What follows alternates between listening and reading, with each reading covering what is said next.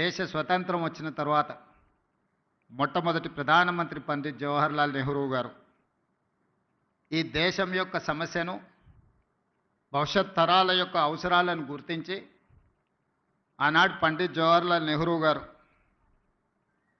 Bijli, pani, Sadak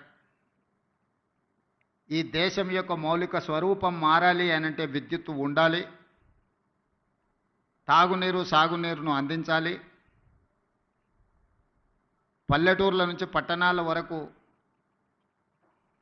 road రవాణా వ్యవస్థ ఉండాలి అని ఆలోచన చేసి బాక్రానంగల్ నుంచి నాగార్జున సాగర్ డ్యామ్ వరకు పండిత్ జవహర్లాల్ నెహ్రూ గారి విధానంలో ఆ రోజు ఈ దేశం అభివృద్ధి పదం వైపు నడిచింది.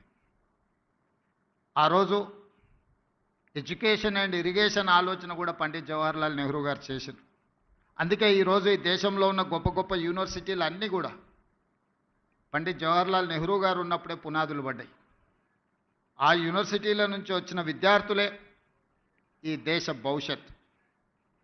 ఆనాడు నిర్మించిన సాగునీటి ప్రాజెక్టులే ఈ దేశం ఆకలి కేకల నుంచి ప్రపంచానికే ఆహార ధాన్యాలను అందించే స్థాయికి ఈరోజు ఈ దేశం అభివృద్ధి చెందింది అంటే ఆనాటి మొట్టమొదటి ప్రధానమంత్రి ఒక గొప్ప ఆలోచన చేసి ఒక దార్శనికత చూపించడంతో ఈరోజు ప్రపంచ దేశాలతో పోటీ పడగలుగుతుంది.